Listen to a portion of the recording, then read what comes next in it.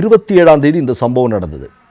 3 நாள் கழித்து, அதாவது 30ஆம் தேதியான இன்னைக்கு விஜய் ஒரு வீடியோ வெளியிட்டிருக்கிறான்.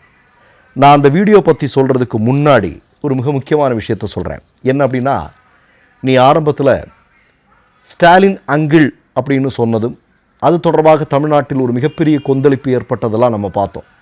இன்றைக்கி நீ சிஎம் சார்னு சொல்லியிருக்கிற இல்லையா? ஒன்று சொல்ல விரும்புகிறேன் நான்.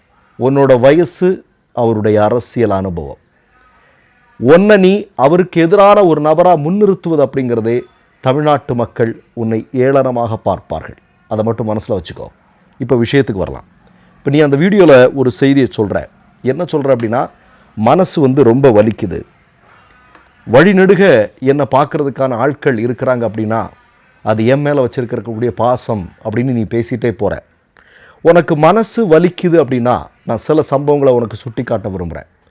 உன்னுடைய கட்சியினுடைய நிகழ்வுகளெல்லாம் ஏற்பாடு செய்யக்கூடிய நபருடைய பெயர் ஜான் ஆரோக்கியசாமி இல்லையா? இந்த ஜான் ஆரோக்கியசாமி ஒரு செய்தியை சொல்லியிருக்கிறார். என்ன தெரியுமா? விக்கிரவாண்டியில் நீ உன்னுடைய கட்சி ஒரு மாநாடு நடத்துது.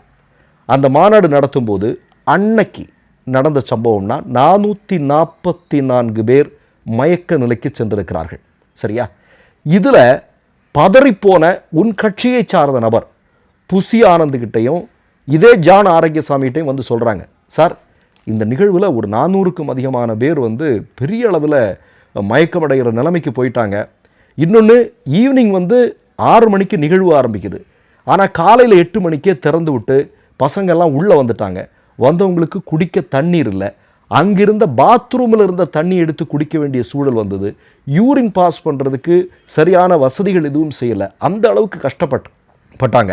அதனால் ஏறத்தாழ 400க்கும் அதிகமான பேர் எப்படியோ தப்பி பிழைச்சாங்க அப்படின்னு அவர் சொல்லவும், புசியார் சொன்னது என்ன, கடவுள் நம்மளை காப்பாற்றிட்டாரப்பா அப்படின்னு சொன்னது ஞாபகம் இருக்குது. நீ அன்னைக்கு அதை பற்றி ஏதாவது பேசியிருக்கியா? அப்படி அந்த சம்பவத்தை பற்றி ஏதாவது பேசியிருக்கியா? சரி, அந்த சம்பவம் நடந்ததற்கு பிறகு 4 பேர் ரயிலில் போயிட்டு இருக்க டைமில் அடிபட்டு இறந்து போயிருக்கிறாங்க.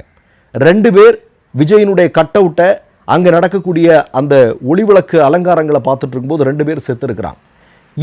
இவ்வளோ பேர் செத்த பிறகு கூட ஒருத்தருக்கு நீ அன்றைய தினம் ஒரு ஆழ்ந்த இரங்கலோ அல்ல அது குறித்து ஒரு வருத்தமோ நீ தெரிவித்திருக்கிறையா? இல்லை. கடைசியில் உனக்கு இந்த செய்தி உங்ககிட்ட சொல்லி 4 நாட்களுக்கு பிறகு ஒரு சிறு குறிப்பை நீ வெளியிடுற. நீ என்ன சொல்கிற? உனக்கு மனசு வலிக்குதுன்னு சொல்கிற. உன்னுடைய நிகழ்வில் இதுக்கு முன்னாடி 5 மாவட்டங்களில் நீ நடத்தி இருக்கிறதா சொல்கிற. எந்த மாவட்டத்திலே அசம்பாவிதம் இல்லைன்னு சொல்கிற. எந்த நிகழ்வுலையுமே அசம்பாவிதம் நடக்கலைன்னு சொல்கிற. என்னுடைய கேள்வி, நீ